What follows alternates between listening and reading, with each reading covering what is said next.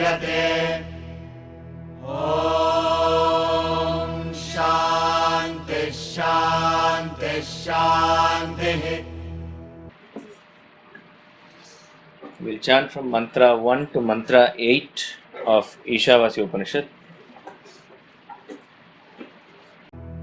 ॐ ईशावास्यमिदगो सर्वं यत्किञ्च जगत्यां जगत् तेन त्यक्तेन भुञ्जीथामागृधः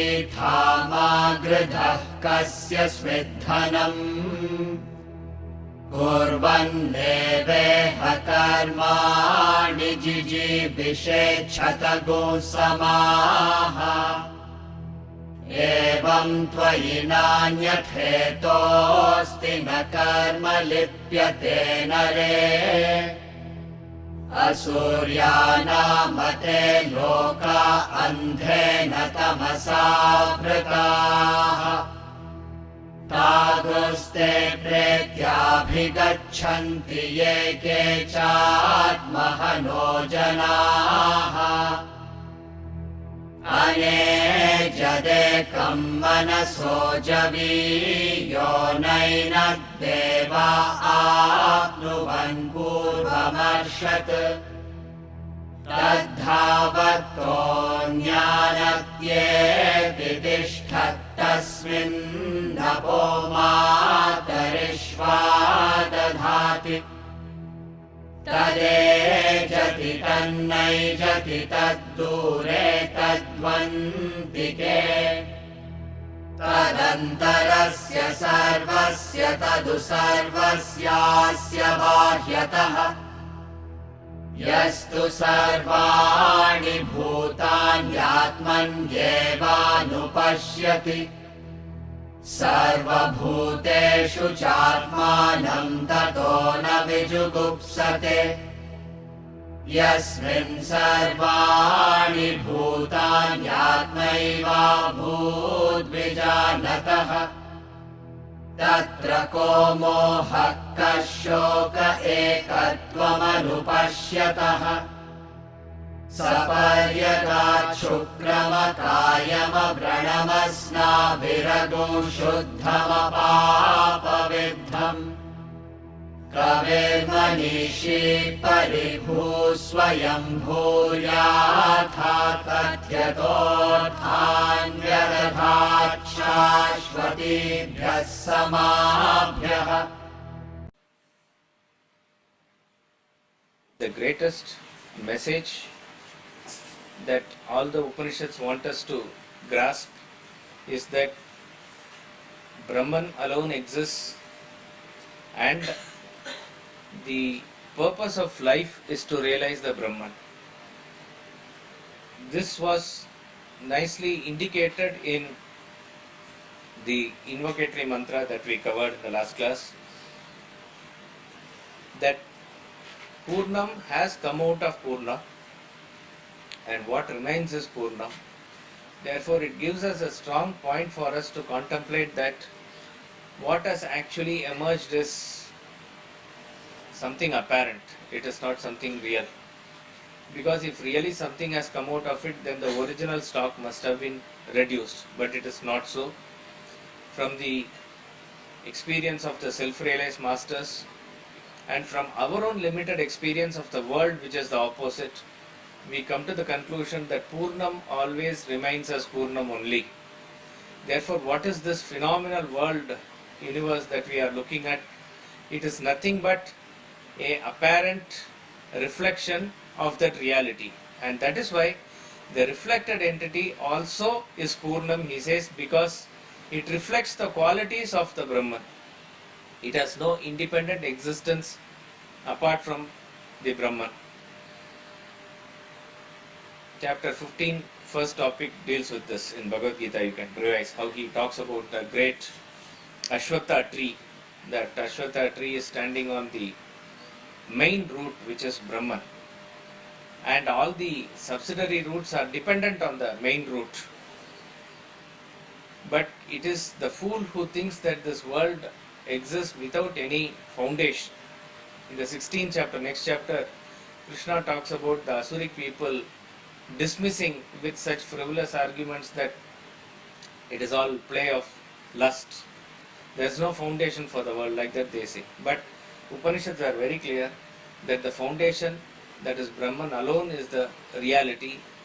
The apparent universe that we see is mere play by the imagination of the perceiver. Now, this is very strongly rooted in the first mantra, the grand mantra of Ishavasya Upanishad, from where it derives its name. We will chant mantra 1 twice. ॐ ईशावास्यमिदगो सर्वं यत्किञ्च जगत्यां जगत् तेन त्यक्तेन भुञ्जीथामागृधः कस्य स्विद्धनम् ॐ ईशावास्यमिदगो सर्वं यत्किञ्च जगत्यां जगत् तेन त्यक्तेन भुञ्जीथामागृधः कस्य स्विद्धनम्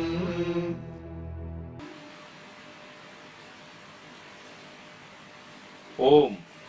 All this, whatsoever in the changing universe, is pervaded by the Lord. By renouncing that, may you enjoy. Do not covet anyone's wealth. This is one of the most celebrated mantras of the whole Upanishad, not just this Upanishad, of the entire Vedas. This is considered one of the very key mantra. As everywhere, the mantra starts with Om, Om being the representation of the ultimate reality. Om is uttered first even to invoke the reality for the well-prepared seeker who is a foremost student. For him, probably that Om chanting is enough for him to catapult to the next level of consciousness. He is such a prepared student. So therefore, Om, for various reasons we have seen before, that it is chanted in the beginning to remind us of the purpose, which is the reaching of Brahman. It represents the Brahman in entirety. No other pratima or symbol or whatever you call it can come close to Om. Everything is contained in Om. The traditional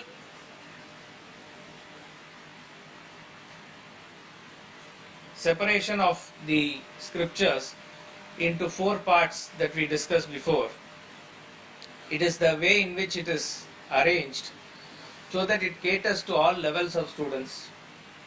First is the declaration of truth. Second is an explanation of truth. Third is the path given to reach the truth. And fourth is a direct advice given to the last category of students. But remember, all are Upanishadic category of students. So we need not think any low of the 4th category of students. This is the order. Now the grandeur of this mantra is that all the 4 padas of this mantra contain all the 4 parts that we just said. The first line of this mantra is the declaration of truth. The first and second also combinedly give the explanation for the truth. Third line gives the path to truth, and fourth line is a direct advice to the seekers. Om Isha Vasyam Idam Sarvam. You take it as Om Idam Sarvam. That is it. Idam Sarvam. This everywhere, whatever it is. Om. Om Idam Sarvam. Brahman is the only thing that is there everywhere. But the grandeur is the first 3 words, Om Isha Vasyam. A normal Sanskrit reading of Isha Vasyam will give the meaning as to that the Lord is dwelling in sort of a house. Ishasya Avasyam. Avasyam means a residing place, and of the Lord. Like that, people are, or they may interpret it. It may not sound wrong, but it is not the intention of the Upanishad. The world has been created, and within the world the God is residing as a Antaryami. This also sounds good. But what is the grandeur of this verse is, it says, Isha Vasyam. Isha means by Lord, instrumental case. By Lord, by Ishvara, by Isha. By Ishvara, Vasyam. This universe has to be covered. Isha Vasyam. By Lord, this has to be covered. What has to be covered? Yatkincha Jagatyam Jagat.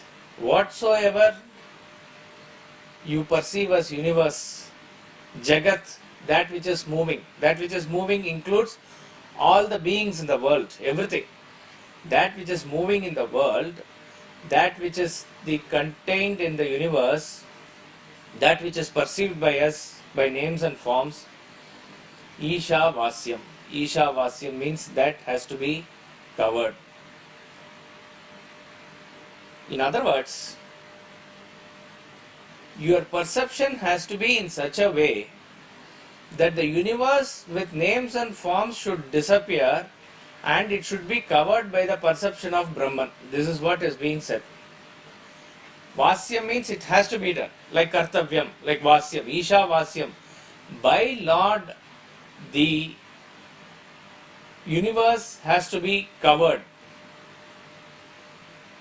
Now, how is it possible? That is why this invocatory mantra gives a clue that whatever you see in the world, whatever we see in the world, which is moving, unmoving, stavaram, jangamam, whatever it is, that is why this universe is in a constant flux of change. Can you imagine anything in the universe not moving? It is not possible. Each and every aspect of the universe is in a constant flux of change. Now you need to focus on anything means that object where you are focusing is in a constant flux of change. So how is it possible that you yourself then become a changing phenomenon? So you try anything apart from you, it is in a constant movement. It is in a constant movement. It is like saying that you try to focus on the unmoving screen when the movie is going on. It is not possible. The movie is going on in a great speed and you try to focus on something that moves and your perception also moves there. Therefore, you have to focus on something which is unmoving. So when we see that even our own body, mind and intellect are moving, it's in a constant flux of change, we have to catch hold of that changeless factor from where this moving element is seen. It is not possible for us to catch it with the senses or catch it with our mind, but that constant thought of that which is not moving is what we have to keep in our contemplation. As you think, so you become is the law. In Kenopanishad also it came. Therefore, if you are able to focus on that which is not moving, which ultimately boils down to the self within you, you will find that everything in the world is covered by your perception of the self only. So therefore, by covering everything with Isha, by the Lord, you are able to forget and transcend this universe. See, the universe also, if you are able to focus on something, try to break it into parts and go into the ultimate basic block or building material.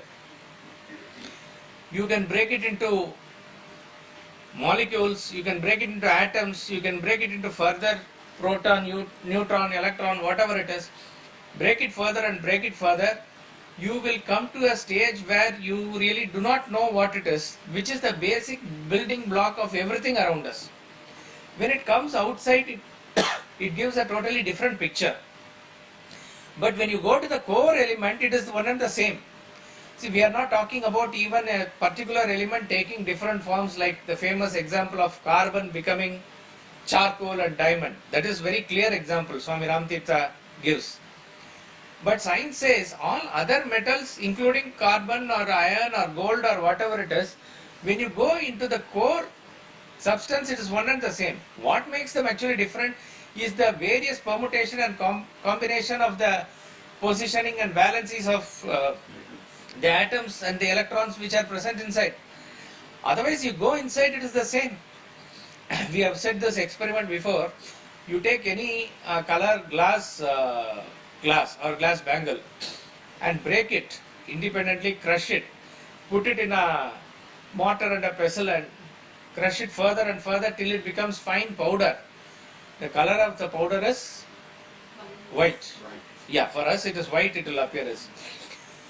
Red also goes into white, blue also goes into white, yellow also goes into white. How is it possible? But that is the sort of magic.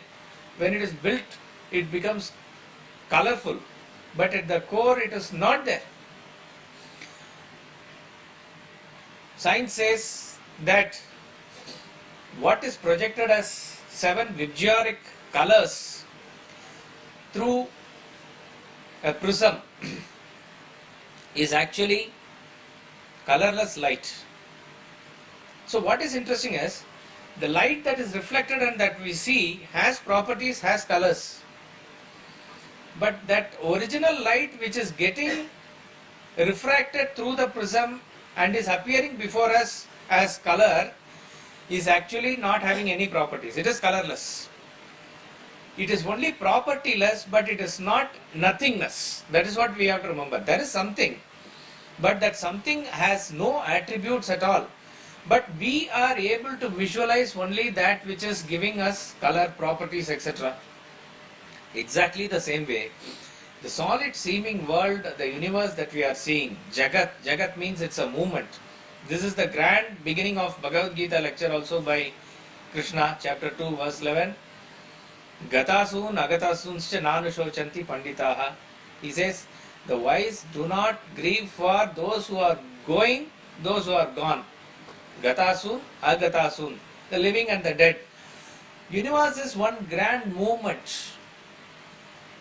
This is what we need to recognize. Certain things seem stationary, but there is a random movement beneath that surface.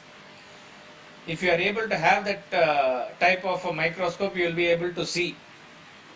So there is nothing which is unmoving here, and this unmoving world where we try to focus our mind on, it will be vacillated, it will be oscillating here and there along with that movement. Therefore, it is your duty to cover this world with Isha, the Lord. Therefore, you have to think in terms of how you are able to perceive that Isha. So those who are able to see that, they are not able to see the universe. Those who are able to see only the universe, they are not able to see that. There is a great Tamil saint called Tirumular. In fact, collection of his poem verses, we can't say poem because it is called Tirumandira. Mandira means mantra. Tiru means Sri. He is talking about the greatness of the Supreme Lord only. In that he makes a statement which is corroborated by Bhagavad Gita and other scriptures. I'll say it in Tamil first, and meaning is very clear because it is talking about a Vedantic example. He says, Maratil மறைந்தது மாமத யானை மரத்தை மறைத்தது மாமத யானை. Maratil means, mara means tree, wood. Maratil மறைந்தது means in the wood is hidden மாமத யானை, a big elephant.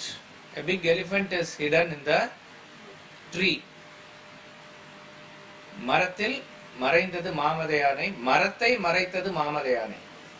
When the elephant becomes manifest, he says, it has swallowed the tree. The tree is hidden. The tree is hidden in the elephant is hidden in the tree. See, there is a big statue of a elephant made of wood. The sculptor is there. He has made a beautiful statue. He is viewing it as a beautiful piece of art of the wood. His young son is coming.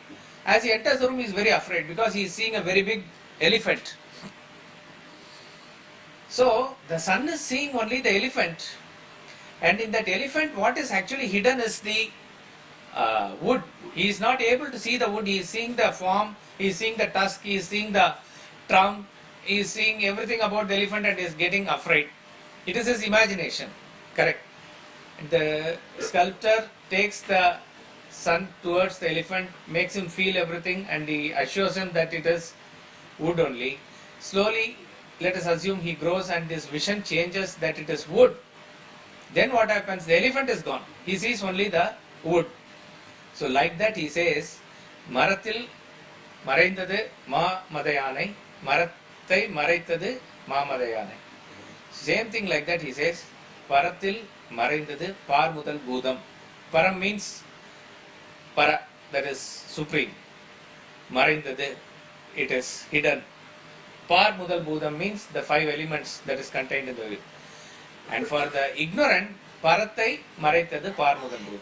For the ignorant, the supreme is covered or supreme is enveloped by our sense play, and we see the elements with our perception. So actually, there is only one entity. The Jnani is able to see the Brahman only. The Ajnani is able to see the universe only with the 5 elements, with his perception. Now, whose perception is right?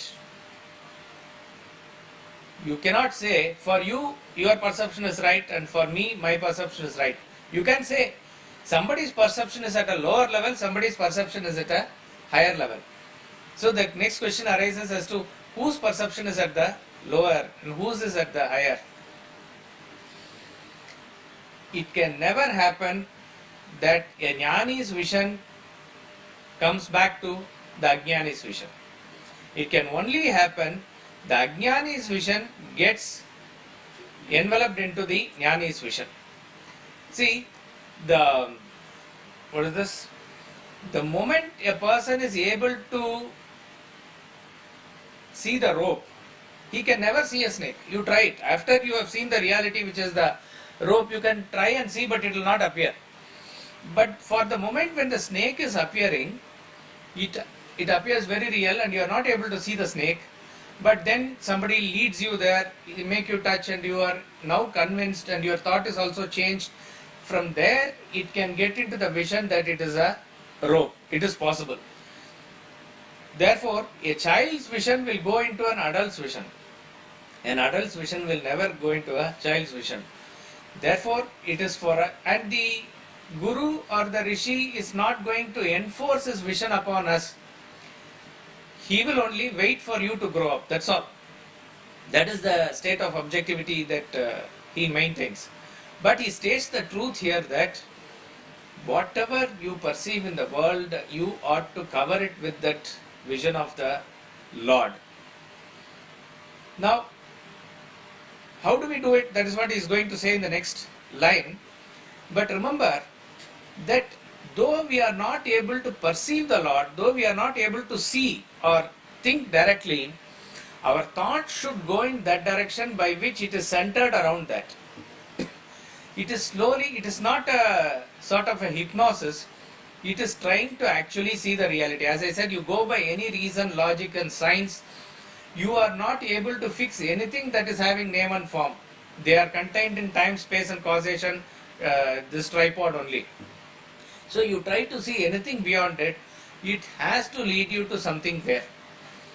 So though people may talk about, is there nothing behind it? No, there is something. Because if nothing is there, you cannot perceive something out of it. Meaning, if nothing is there, try to imagine a snake here in the vacant air or on the table here, just try to imagine a snake. That is not possible. Something has to be there. That something is the cause of the play of the senses. It is the original cause. That cause, which has reflected its properties on the effect, our mind gets involved and gets caught in the effect. The mantra leads us back to the cause. You try to cover the effect with the cause, you are saved. I mean, everything is nothing but Brahman only, Ishavasyam. What is Ishavasyam? What is it covering? Idagam Sarvam. All this means all this. All this means whatever you consider. It is all pervasive nature of Brahman. Yatkincha Jagatyam Jagat. This is the explanation. If at all you want explanation, Yatkincha Jagatyam Jagat. Whatever you consider as universe. Whatsoever, Yatkimcha, whatsoever, Jagatyam Jagat. Jagat means universe. Universe means that which is in a constant flux of change, which is moving.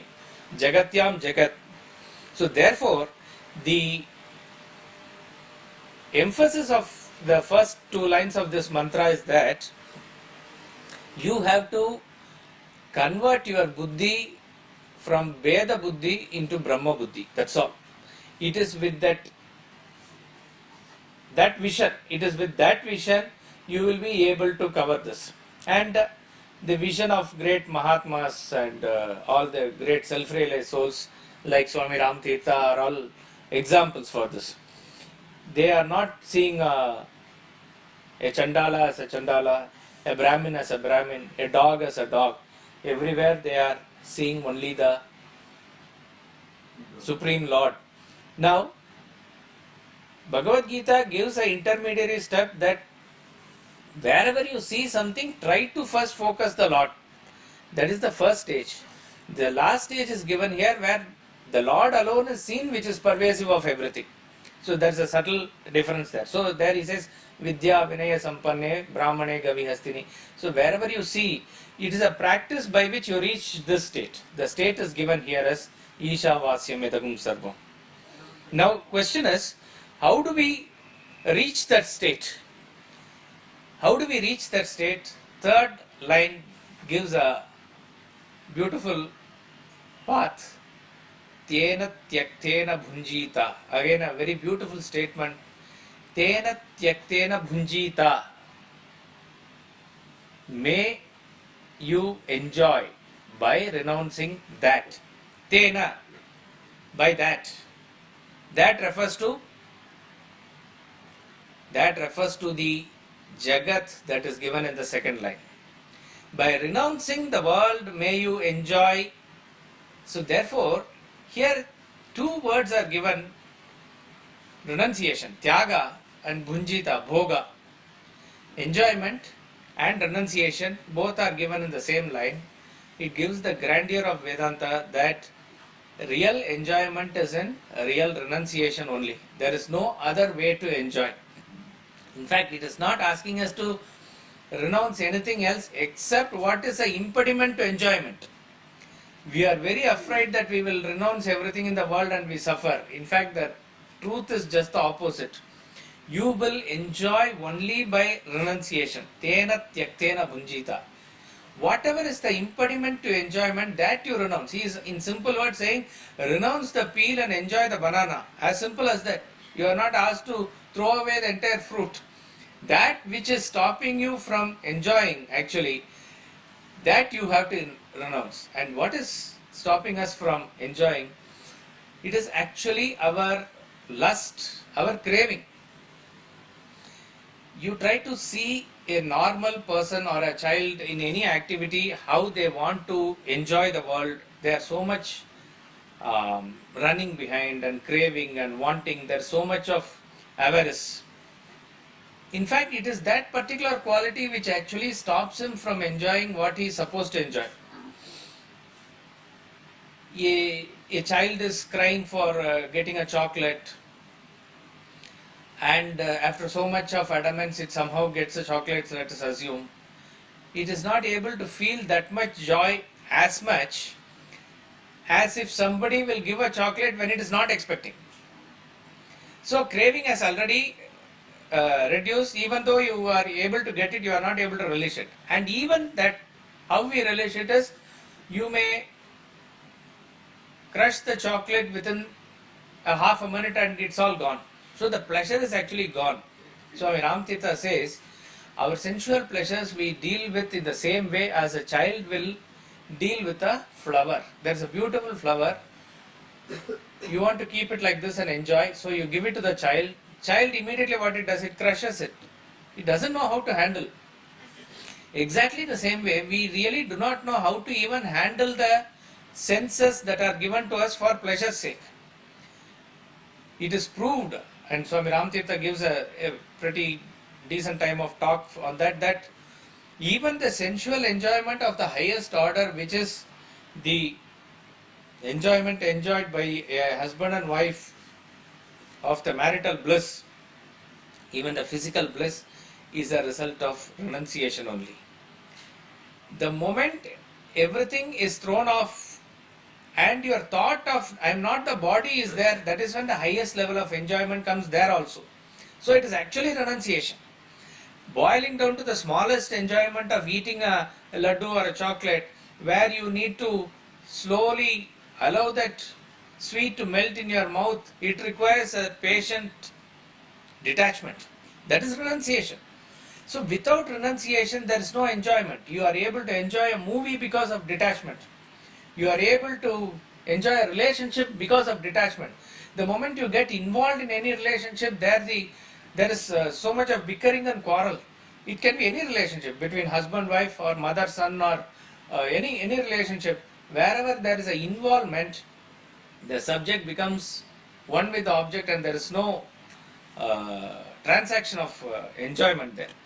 So enjoyment is where subject is able to maintain itself completely apart from it, and it is able to enjoy. Tena tyaktena bunjita. Now, how does this craving really stop us from enjoying? According to the law of attraction, the moment you wish something, it must come to you, is what the science of the mind, how it works. Your thought process is actually so powerful, and the universe is there to cater to that. It will design itself to provide that. But what really stops that object from reaching you, or why it takes long, it is because of the resistance that is created by your constant craving. The example given again by Swami Ramtirtha is, a person is sitting in the car and he is in the back seat. As he goes, he sees another friend who is walking on the road.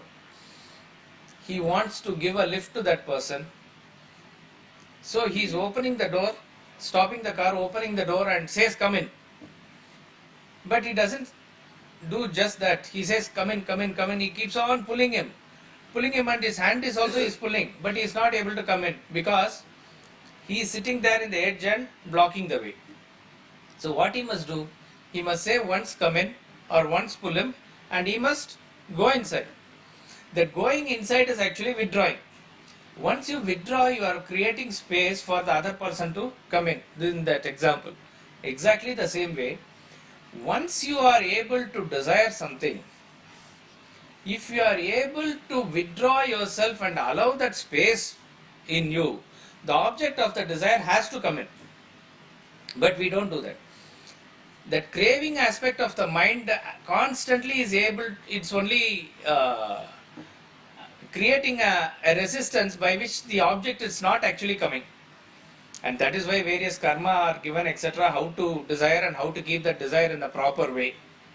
So therefore the essence here is, it is by renunciation that you enjoy. Now we have come down to speak of renunciation as a means of enjoyment even at a sensual level. But he is not talking about that. The grandeur of the mantra is talking about renunciation of whatever you consider as a great enjoyment in this world. It is not enjoyment at all. Those who have got the higher enjoyment. So Ishavasyam idagam sarvam means Bhagavad Gita also says the same thing, that rasavarjam rasopyasya param drishtva nivartate. Unless you get the taste of that rasa, how will you know? You will be only caught up in these enjoyment. Have you seen that movie? Have you seen this club? Have you seen, no, Denmark I have gone, this country have you gone? We will be only going from one destination to another in the same plane. But if a higher taste is not given to us, if it is not shown to us, how will we know? So therefore, by Ishavasyam idagam, by keeping the thought of the Isha at all time, our level of enjoyment must be at a different level. There was a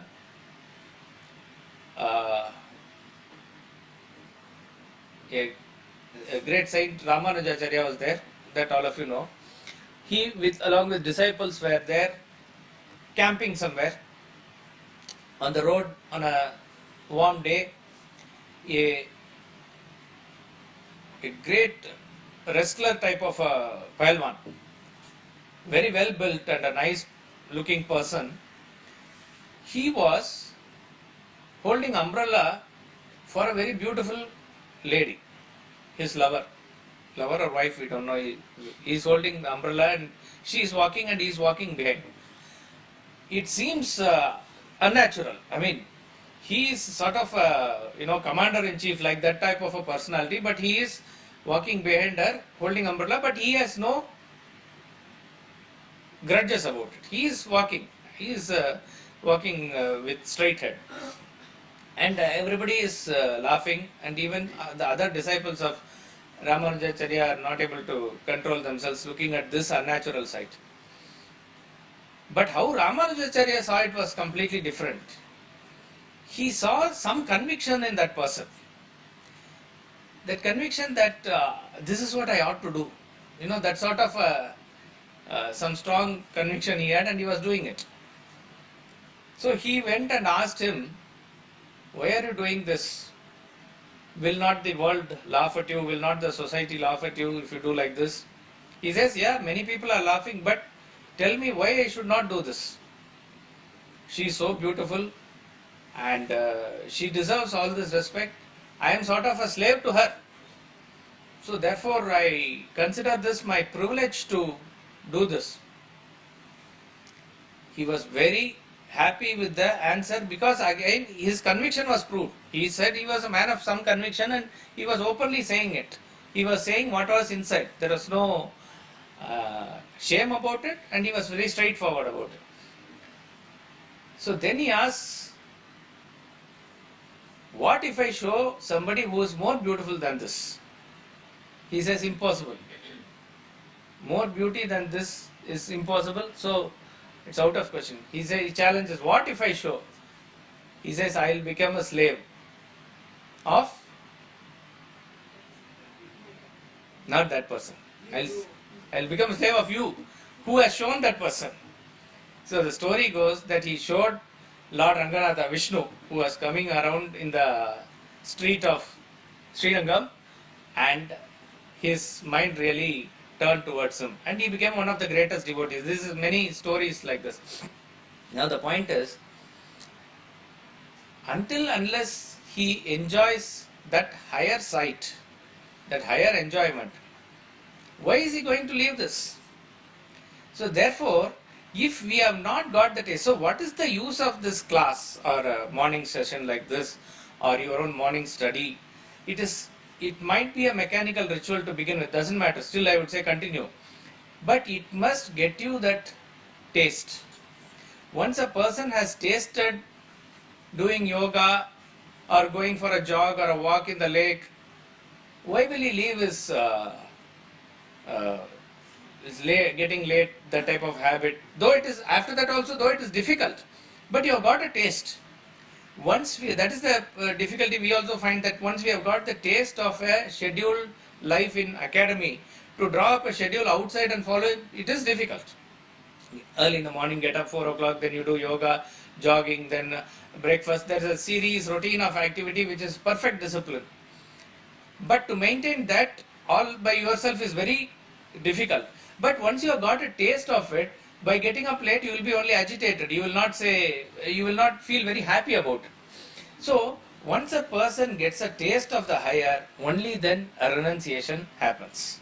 So, renunciation is actually knowledge. Renunciation is actually growth, maturity. Once the flower matures into the fruit, then renunciation of petal automatically happens. We cannot force renunciation upon somebody who is not ready. You cannot pluck the petals of a flower to get the fruit. It is not possible. It has to evolve naturally into that state. So all the lessons of Gita and Upanishads and all the scriptures that we study, all the lives of what Gautam Buddha, Mahavira and Krishna and Rama, what they show, it is They have seen the lower life, they have seen the higher life. They renounced the lower for the higher and they enjoyed. The test is finally your enjoyment. The type of life that you lead, you can say you are going to party, you are going to all that gives some temporary pleasure. But in the long run, are you able to really enjoy life? The enjoyment of life is there, not in acquisition, but in renunciation. Swamiji gives this episode in Vedanta Treatise that there are two friends who meet and they go to the other side of the river where there is forest. They are one has grown into a great businessman, another is a great man of knowledge, sannyasi, and they talk for a long time and they don't realize it is dark.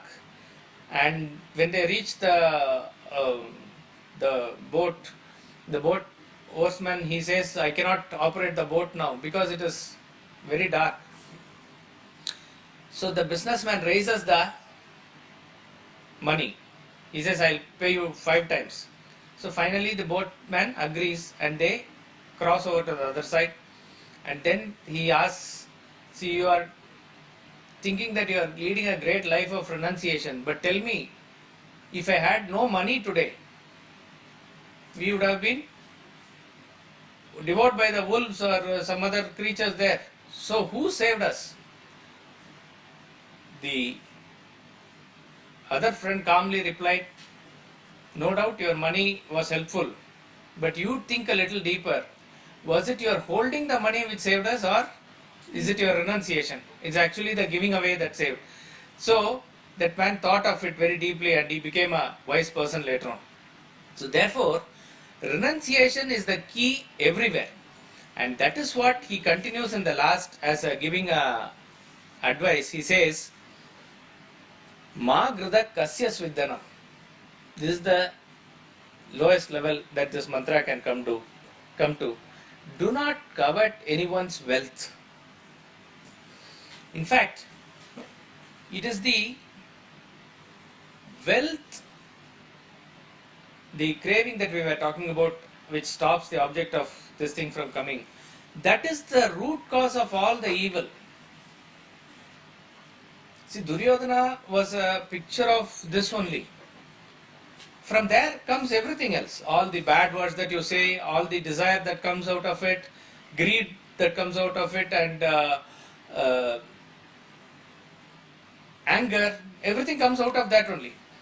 So, and of that, craving for wealth is considered very, very powerful. Because from one wealth, excess of wealth, whatever it is there, all other vices automatically come. See, this is not to demean wealth because we worship wealth as Mahalakshmi. But Mahalakshmi blesses us as long as she is worshipped along with Mahavishnu, which is the virtues and values. If you try to segregate them like how Ravana did, it is going to be a curse upon us. Yudhishthira, the grandson, Parikshit, he was ruling the kingdom very well, and that was the end of Dwapara Yuga, and Kali is visible in a dark form. It is coming. Imagine as though a form. So Parikshit is coming to attack him and vanquish him. Kali says, don't do that, because I am also one of the created by the same creator only, and you being a king must protect me also. So Parikshit says, what is it that you want? Give me some place where I will also be safe. So he says, 4 places he allots where there is an excess of alcohol and meat eating, like that of thing, excess of gambling, excess of this prostitution and other, where you will go to some other person's wife, and where there is rowdyism, murder, and these 4 places, he says, wherever there is there, you can say that Kali has been there. Kali has come there. Kali is staying there. Kali says, no, it is not enough. Give me one more. So he says, wherever there is excess of money, which is, gold is money only. Wherever there is excess of money, there you will be there. Why? Because wherever there is excess means there is no limit that is given. Whatever you set as limit for yourself, when it goes beyond that, automatically you will go into any of these things only. You will go into gambling, or you will go into all these unwanted activities, so that man can be easily captured by Kali. So therefore, and this, by seeing that person, other persons are also tempted. A person, see, who is respected? Kali Yuga, it is given in Bhavishya Purana also. Whoever has money, he will be respected as a man of position or power. Whatever he says will be justice. People will say yes to him. He will be like, whatever he speaks is Veda. So it is the money around which everything is centered. And then this person, focus is not to do one's own karma. He says, I want that wealth. So the thought, everything comes from, I want to covet that wealth. So he says, Ma Grida Kasya Svidhanam. Do not covet anybody's wealth. The thought itself must not be there. It includes all covetousness, but mainly it is wealth. Another beautiful interpretation of this line by Swamiji, and it is valid. Ma Grida Kasya Svidhanam. Ma Grida means don't covet. Kasya Svidhanam means for whose is the wealth? For whose is the wealth? Can you say that you take out of your own purse, I have taken money, or I have stolen the money? Whose money is it? Your money. Your money, how can you steal? How can you covet? So, Ma Grida, don't lower yourself. Don't think low of yourself. Whose is the wealth? Therefore, what is the point that is being suggested here is the same as the previous verse. It is connected there. If you are able to see other as one, actually his wealth is your wealth. How does it matter whether it is in his pocket or your pocket? It is the same thing. So the real vision, Isha-vasyam, boils down to this. The real vision is when you are able to cover everything with the vision of Lord pervading everywhere, there is no mine and yours. There is no his and hers. There is no separation at all. Whose wealth is it? It is all mine. See, it is like saying, a king is there, for him the whole kingdom belongs to him. His young son is there. He comes to the dining table and they are serving him food. He says, no, this is not my plate, that plate. That particular plate that he has, this is my plate. How can anybody tell him that the whole kingdom is yours? Not only this plate, all plates in the palace, that palace, the whole kingdom, everything belongs to you. No, this is what I want. So he says, the moment you put a barrier that this is mine and that is yours, and that is when I want that what you also have, I must have. So he very clearly demolishes that by saying, Ma Grida, don't covet, for whose is the wealth? Kasya Svidhanam. So everything actually belongs to you. That is the grandest state of renunciation. Those who are real renunciates, they are called as Maharaj, because they are really Maharaj. They own that universe. There was a great man of renunciation and man of realization later in South. He was called Pattinatha. He was a great trader. Maybe you know that story. Great businessman. He used to have fleet of ships and trade golds and diamonds with other countries at that time. It was maybe 5-6 centuries ago. It is said he did not have child of his own and he adopted a son, and it is said that that son is a manifestation of Lord Shiva. So as it was the case with traders and in all community, he trained his son to take up his business later on. When he attained teenage, he went with the ship, and instead of gold and diamonds, he brought many sort of cakes of this cow dung. Actually, the gold and everything was inside the tree. It was concealed. And when his people reported that to the father, he was very furious.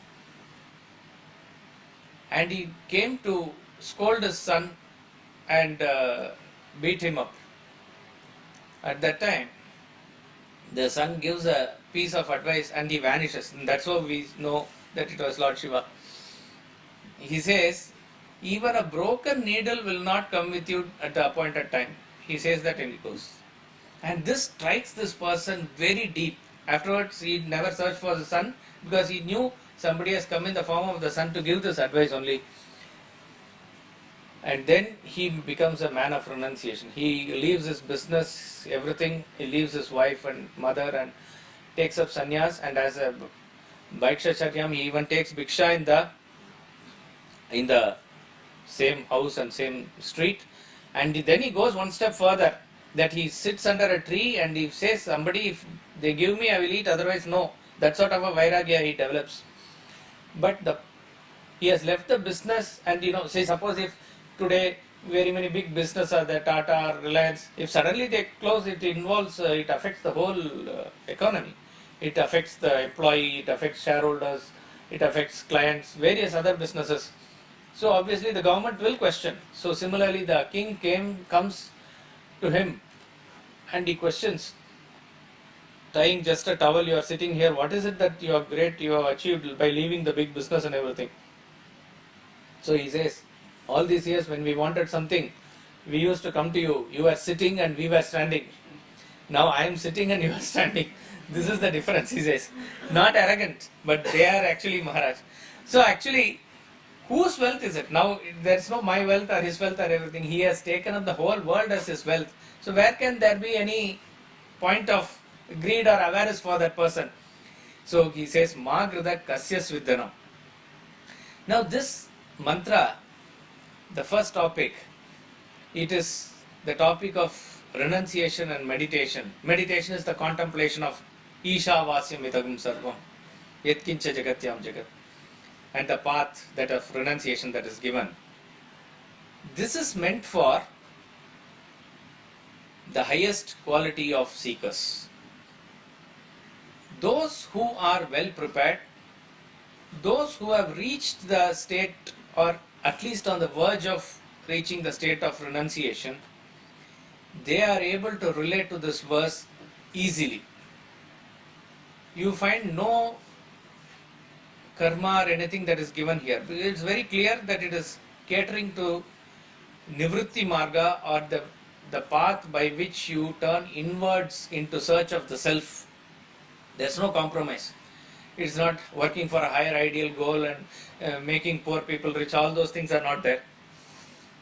Therefore, it is very clear it is catering to the highest level of students. Now, if a person asks, what about the majority who are still wanting to be in the world, who are adhikaris for karma? That is where most of us belong to. Though the Upanishad is catering to the highest level, this is where we belong to. Is there no scope for us? There is scope, and that is what is the mantra 2, which we will take in the next class. Yes, sir. Sir, what is the similarity or the dissimilarity between these two mantras, Isavasyam Idam Sarvam and Vacharamanam Vikardeyam Vikardeyam? Sorry, what is the second mantra that you quoted? Vacharamanam Vikardeyam Vikardeyam is what is the real? Oh, sorry, where does that come? I think one Upanishad, I don't know. But as I said, the essence of the mantra is what you have to remember and contemplate. One is to, it may be same also. Once you are able to see this as I said, you don't see the effect but the cause. Like how the thief in a jewelry shop will see the gold and not the bangles or chain, which is the name and form. So you are able to see the cause, or by seeing the cause you are able to cover the effect, go beyond the effect. If that is the thing, then both of the things are saying the same. But what we have to understand is, it is not just making us understand that in every name and form God is there, Actually, it is there alone. That alone is whatever you see as your imagination, that has to be covered by the true vision. This is the essence of the verse. If that mantra that you are quoting is same, probably it is the same. So that means in that mantra it says that see the mud in the pot. It's not the pot but the mud. But correct. Once you see the mud, the pot disappears. That's it. You said that in that story of Kali Yuga, he gave you that where there is excess wealth. Because can there be an excess wealth? For a person, it can never be that he feels like I am in excess wealth. Correct. Nobody normally feels that way. And we say you draw the line means where we will draw the line. Because at every moment we say a little more, thoda or, this sort of a thing only comes. So it is impossible.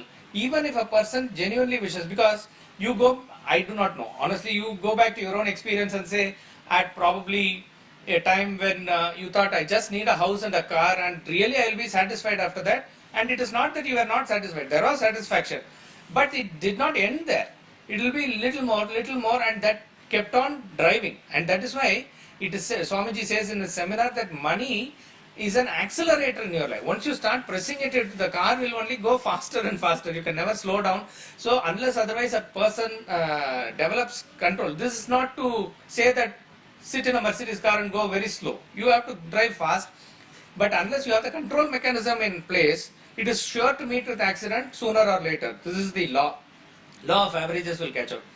Now how to draw the line? There are some indications also given in other places of the scriptures. That, see, most of the time, this is again a honest thing that you have to analyze for yourself, that how many really sit down. Okay, there was a time probably you wanted to stand on your own legs, have own house, that is all justifiable. After the basic things are settled, okay, that there is no threat to your existence, let us say. How many of us really sit down to think as to and calculate what is the sort of, taking into consideration inflation and other things, how much wealth do I really need? What is it there where I must draw a line and say, enough, I have other things to do in life? That nobody really thinks. But he gives a formula for that. You think in terms of what you really need for your monthly expenses. By now you know what is the average expense, etc. And the money that is required for your dependents. That is, who are around you, the servants or drivers, or that could be a sister or somebody staying with you, like that dependent circle. Then set aside a little bit portion for emergency, unforeseen, certainly there could be a hospitalization or anything. So therefore there also there's a mediclaim or something that you are keeping to ensure. And as you are earning, set aside a little portion for your post-retirement thing, so that you are again not dependent on others. And fifth and most important thing, set aside something for charity. Now this charity doesn't come under taking your servants, that's all your duty. Charity is dana, where you give for a cause without expecting anything in return. Even what you give to the master that you learn from, it's not dana or charity. So though somebody may give and claim 80G for it, it is not charity. It is called dakshina. Dakshina and dana are different. Dana is just you give where it should be given, where you have no connection, and it is an obligation. So these 5 things he says, you calculate and you'll know. Once that is there, do not bother about wealth. But this is the right way. But the wealth's power is so powerful that it draws you beyond that all the time. So therefore the intellect must be very powerful enough to draw the line. So there is no fixation of what is excess or poverty for in terms of real numbers. Each one has to calculate it this way. Yes, sir. So the world is in constant flux of change, and you need something changeless to recognize this change, as the mantra says. And of course it goes ahead to say that you see everything as Brahman, so you are able to see that what happens again changes. Right. At a lower level, to begin with, can we do it in a way that there is Brahman inside me, and from this changes Brahman I am seeing the world which is constantly changing. So at a lower level, is it not easier to work like that? Correct. In fact, it's not lower level. That's the way. The changeless entity of Brahman is there within you, and that is what you need to identify with. All the other things like even the Pratima, Murti or great idols of Narayana or Shiva, whatever you worship, is also representative of this changeless entity only. Therefore, to focus on the self within you is the ultimate. In fact, when you say lower level, we can only give keep an ideal and work. That is the fixation that is also changeable in the long run. Okay, but for the short run, you can keep it as a ideal or a goal and do. But ultimately, what you say is right. That the changeless entity within you, from where you notice all this change, what is it? What is it? The Kenopanishad, eye of the eye, ear of the ear, you go within and you try to fix that. That is the way to catch it. Because it is not possible for you to catch it outside. Once you are able to fix that inside, you see that pervading everywhere outside. It is trying to catch it within you. The second question, sir, it talks about the only way for enjoyment is renunciation. Yes. But finally, when you actually at the last stage, are you not even supposed to forget an enjoyment? Right. No. You are. It is. See, the point is, renunciation is not for enjoyment, but renunciates enjoy. Yeah, that's right. See, Shankaracharya says, who was the greatest sannyasi or renunciate, if a person thinks this family is full of trouble, problem, so much of bickering, quarrel, this, that, there's no peace, I want to enjoy, so I leave everything and go to Himalayas. You are not qualified. You are not qualified because you are escaping from something and coming, seeking enjoyment. That seeking enjoyment itself makes you only a worldly person. So seeking of enjoyment is not the aim. But genuinely you are fixing a thought on the higher by which the mind becomes calm, that is actual enjoyment. So therefore you take it to the last stage of meditation, there the thought of the self also goes. So that is why in the Gita he says, you are able to renounce yourself in that fire of Brahman. That is the ultimate ideal. So renunciation is the key, not in just the world, but going beyond the world also. So can we say that enjoyment is the effect, not the cause? It is the effect. And that effect is actually the real you. That is the real state of you is enjoyment. So enjoyment is not procured. When we say in that ultimate sense, it is not the effect of some karma. It is the dropping of karma that makes the actual enjoyment entity in you blossom out. That's how it is. We'll conclude with the bhajans here.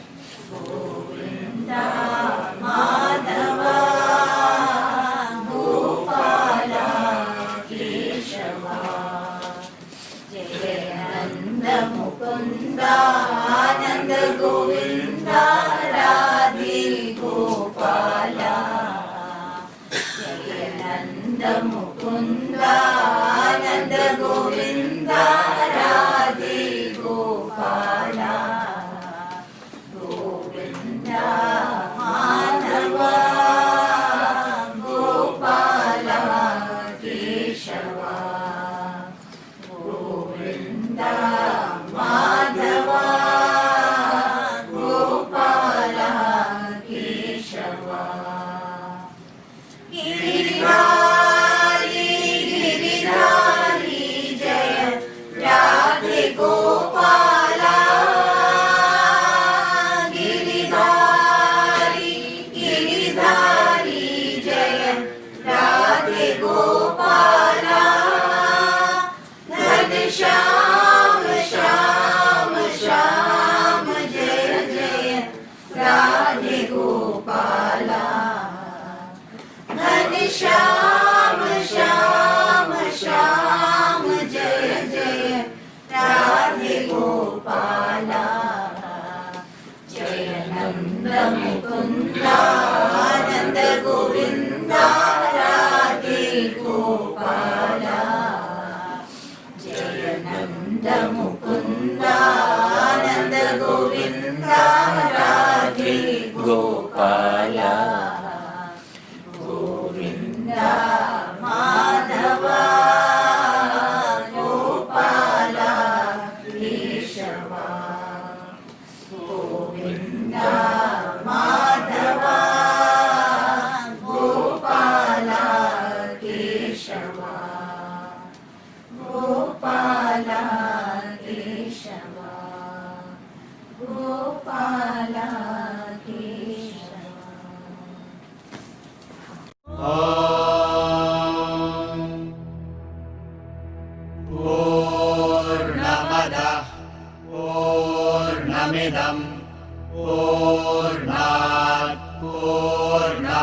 मुच्यते पूर्णस्य पूर्णमादाय पूर्णमेवावशिष्यते ॐ शान्तिः शान्तिः शान्तिः